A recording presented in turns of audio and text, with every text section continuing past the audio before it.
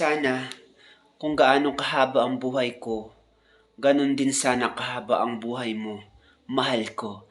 Hello world! Ako si Samara, ang pusang gala ng Nagat Island. If you can say guys, piyesta ngayon sa aming barangay kung saan itinatayo ang aking dream house. Kaya nagmukbang muna tayo ng mga pagkain pinagmamalaki ng ating mga kababayan. Ika nga, hindi maramdam ang piyesta kung walang Shanghai at kaldereta sa mesa. Syempre, hindi pwedeng absent si minodo, kilawin, piniritong manok, sipu egg at marami pang iba at higit sa lahat, magagalit si Miss Sharon Cuneta kung walang Sharon yan na makikipamiesta. Sarap talaga kumain ngayon, kulang naalala.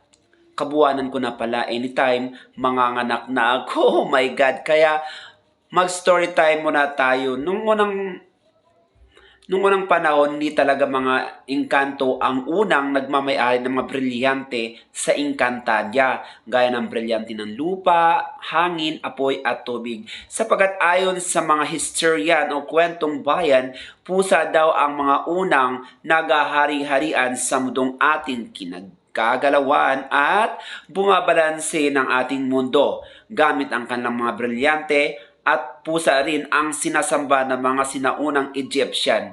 Marami ang nagtatanong kung bakit wala sa Biblia ang mga pusa. Katanungang buwabagabag sa ating lipunan at aking bibigyan ng napakasimpleng kasagutan ayon sa teorya ng nakaraan.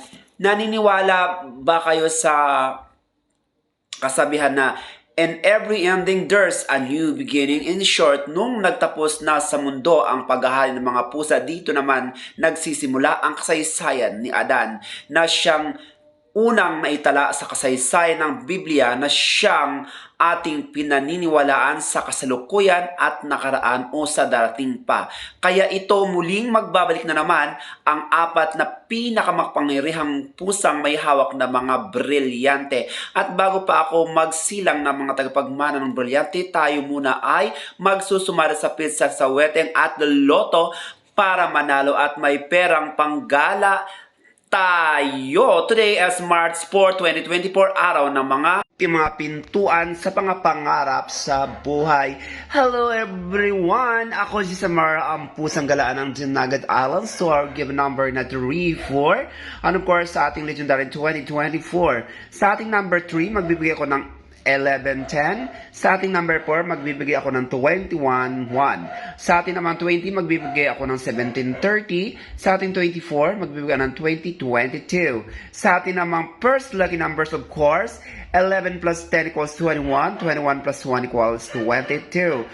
So, ang ating second lucky number is number 17-30.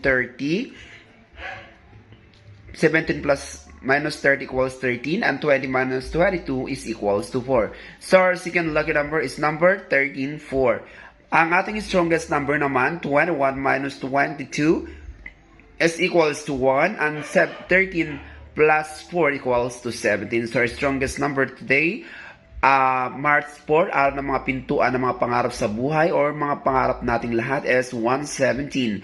Ang ating 1 ay pwede siya maging 10, ating 17 maging 35.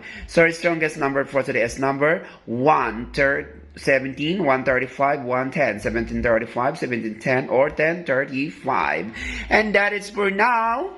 Don't forget to like and to subscribe my channel para kayong updated. So guys, maaari din pa kayong magpa-code ng mga birthdays, anniversaries, maging yung mga panaginip sa pagkatang bawat panaginip ay may kanya-kanyang anunsyo at numero na sa inyo ay magpapanalo. Muli, ako, si Samara, ang pusang gala ng Nagat Island. Kaya na pag hinintay nyo guys, mag-subscribe ka na para kang updated. So, pwede rin kayong magpa-code pala sa inyong mga probinsya. Kunwari, yung mga labas nyo sa weteng, maaari natin niyang gawa ng mga sumada para kayo ay manalo. God bless and subscribe.